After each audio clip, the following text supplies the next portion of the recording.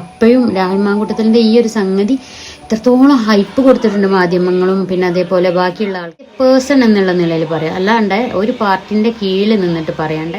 ഇപ്പോഴും കേസ് നടന്നുകൊണ്ടിരിക്കുന്ന ഒരു MLA ഉണ്ട്, ഇപ്പോഴും MLA സ്ഥാനത്ത് തുടരുന്നുണ്ട്. അതേപോലെ തന്നെ പോക്സോ കേസിൽ അകപ്പെട്ട ഒരു വ്യക്തിയുണ്ട്. അയാൾ ഉള്ളിലേക്ക് എത്തിപ്പെടാൻ ഒരുപാട് എഫേർട്ട് എടുത്തൊരു നേതാവാണ് രാഹുൽ മാങ്കൂട്ടത്തിൽ. കാരണം എന്ന് പറഞ്ഞാൽ ഈ രാഹുൽ മാങ്കൂട്ടത്തിൽ എന്ന് പറഞ്ഞാൽ അത്രക്കും കരുത്തനായിട്ടുള്ളൊരു നേതാവാണ് രാഹുൽ മാങ്കൂട്ടത്തിൽ. കാരണം മറ്റുള്ളവർക്ക് കിട്ടുന്ന പോലെ ഓസിക്ക് കിട്ടിയൊരു പൊസിഷനാണുള്ളത്, അത് അത്രക്കും എഫേർട്ട് എടുത്തിട്ട് കിട്ടിയ പൊസിഷനാണ്. അപ്പോൾ അത് പറയാനുള്ള അധികാരം ആർക്കുമില്ല എന്ന് പറഞ്ഞാൽ കോൺഗ്രസ് നേതാക്കന്മാർ അവർക്കൊക്കെ എന്ത് റൈറ്റ്സ് ആണ് ഇതിനുള്ളത്. കാരണം ഇപ്പോഴും കേരളം ഇപ്പോൾ കത്തി നിൽക്കുന്നൊരു സിറ്റുവേഷനാണല്ലേ.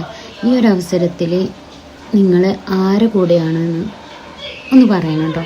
അതായത് ഇപ്പോൾ മനസ്സിലായി കാണുമല്ലോ രാഹുൽ മാങ്കൂട്ടത്തിൻ്റെ ഇഷ്യൂസ്, അത് ഇത്രത്തോളം ഹൈപ്പ് കൊടുക്കേണ്ട കാര്യം ഉണ്ടായിരുന്നോ, അതോ മറ്റാർക്കും ഇല്ലാത്തൊരു നിയമ നടപടി രാഹുൽ മാങ്കൂട്ടത്തിൽ എന്തിനു വന്നു, എങ്ങനെ വന്നു, അതൊക്കെ ചോദിച്ചിട്ടാണല്ലേ.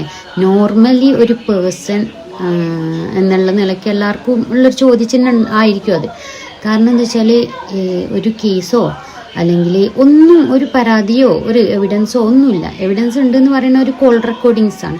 ആ കോൾ റെക്കോർഡിങ്സിൽ തന്നെ അതൊക്കെല്ലാം എന്താണ് ഇങ്ങോട്ട് പറഞ്ഞിട്ട് അങ്ങോട്ട് പറയിപ്പിക്കുന്ന രീതിയിലുള്ള കോൾ റെക്കോർഡിങ്സ് ആണ്. അതേപോലെ തന്നെ ചാറ്റ് ലിസ്റ്റിലാണെങ്കിലും നമ്മളൊന്നും കണ്ടിട്ടില്ല. സാധാരണ ഇപ്പോൾ നോർമലി ഒരാൾ ചാറ്റ് ചെയ്യുന്ന രീതിയിലുള്ള ചാറ്റേ അതിലുള്ളൂ. ഇനിയിപ്പോൾ ഒരു കാര്യം ഉണ്ടാവും, എല്ലാവർക്കും പേടിയായിരിക്കും ഒരു ഗേളിനോട് ചാറ്റ് ചെയ്യാനുള്ള ആ ഒരു അവസ്ഥ വരെ ഇവിടെ എത്തിയിട്ടുണ്ട്. ഇപ്പോൾ ക്രൈംബ്രാഞ്ച് രാഹുൽ മാങ്കൂട്ടത്തിനെതിരെ കേസ് ഫയൽ ചെയ്തിട്ടുണ്ടെന്ന് പറഞ്ഞു. ആരും പരാതി പെടാൻ തയ്യാറായിട്ടില്ല.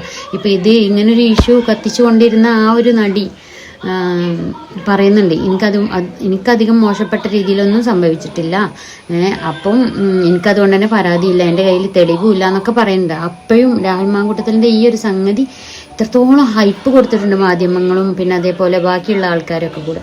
ഇതിന് ഇങ്ങനൊരു ഹൈപ്പ് കിട്ടാൻ എന്താ കാരണം എന്നുള്ളത് ചിന്തിച്ചിട്ടുണ്ടോ? എനിക്ക് തോന്നിയിട്ടുള്ള കാരണം എന്ന് പറഞ്ഞാൽ ഈ രാഹുൽ മാങ്കൂട്ടത്തിൽ എന്ന് പറഞ്ഞാൽ അത്രക്കും കരുത്തനായിട്ടുള്ളൊരു നേതാവാണ് രാഹുൽ മാങ്കൂട്ടത്തിൽ.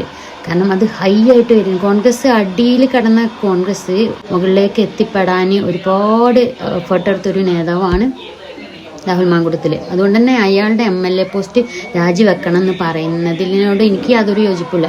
അദ്ദേഹം അത്രക്കും കഷ്ടപ്പെട്ട് നേടിയെടുത്തൊരു സ്ഥാനമാണത്, അല്ലാതെ വെറുതെ ഓസിക്ക് കിട്ടിയതല്ല. മറ്റുള്ളവർക്ക് കിട്ടുന്ന പോലെ ഓസിക്ക് കിട്ടിയൊരു പൊസിഷനാണുള്ളത്, അത് അത്രക്കും എഫേർട്ട് എടുത്തിട്ട് കിട്ടിയ പൊസിഷനാണ്. അപ്പോൾ അത് രാജിവെക്കണം എന്ന് പറയാനുള്ള അധികാരം ആർക്കുമില്ല എന്ന് പറഞ്ഞാൽ കോൺഗ്രസ് നേതാക്കന്മാർക്കുള്ള ആർക്കുമില്ല അത് രാജിവെക്കണം എന്ന് പറയാനുള്ള അധികാരം.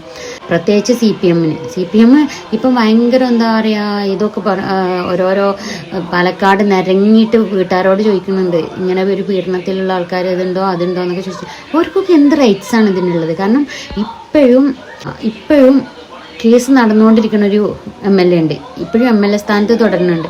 അതേപോലെ തന്നെ പോക്സോ കേസിൽ അകപ്പെട്ട ഒരു വ്യക്തിയുണ്ട്, അയാളിപ്പം അധികാരത്തിന്റെ തലപ്പത്തിരിക്കുന്നുണ്ട്.